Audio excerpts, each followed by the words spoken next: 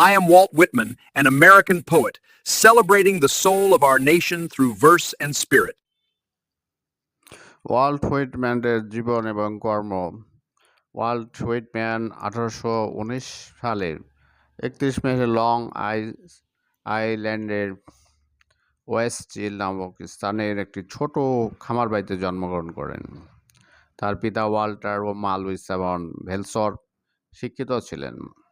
তারা মোটামুটি শিক্ষিত ছিলেন। 9 সন্তান ছিল তাদের। এদের মধ্যে 2 জনই ছিল মানসিক দিক থেকে অসুস্থ। হুইটম্যানের পিতা প্রথমে একটি খামার স্থাপন করেন। পরবর্তীকালে তিনি ইমারত নির্মাণের কাজে সহায়তা করার জন্য তিনি শ্রমিকদের সাথেও কাজ করতেন এবং তাদেরকে সহায়তা করতেন। হুইটম্যানের মা ছিলেন সন্তানদের খুব কাছাকাছি এবং ঘনিষ্ঠ এবং তাদেরকে সবসময় কাছে রাখতেন। তিনি ছিলেন একজন উদার, নৈতিক, ধর্মীয় সংগঠনের ভাতৃসংঘ দ্বারা অনুপ্রাণিত ছিলেন, যা পরবর্তীতে হুইটম্যানের মধ্যেও প্রভাব বিস্তার করেন। হুইটম্যান তার কবিতায় তোমাকে, তুমি ইত্যাদি এগুলো শব্দ ব্যবহার করেছেন। এই ভাতৃসংঘের স্মৃতি এমনকি তার লেখায় যেসব নবম মাস যে কথাটি ব্যবহার করছেন সেটিও তার চেতনারই একটা ফলশ্রুতি। এটি ভাতৃসংঘের স্মৃতি স্মরণ করে।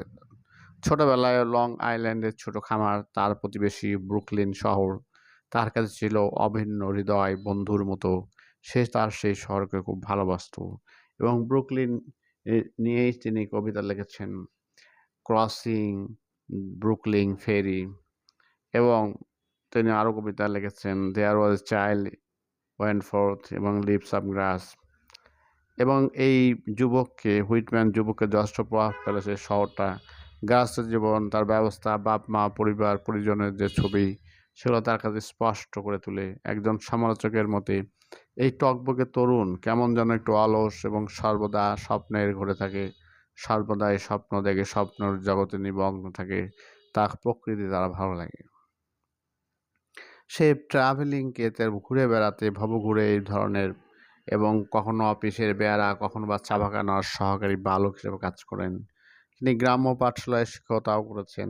সত্য কথা বলতে কি, হুইটম্যান বিদ্যালয়ের শিক্ষকতা করার জন্য উপযুক্ত ছিলেন না। তার কারণ তার আবেগ সবসময় কাজ করত। সে একটা স্বপ্নের জগতে বাস করত।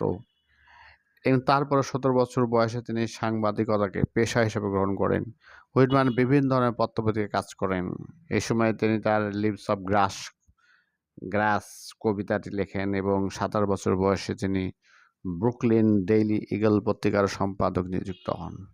এই কর্মে তিনি 2 বছর বেশি টিকতে পারেননি, বিশেষ করে তিনি রাজনৈতিক কারণে।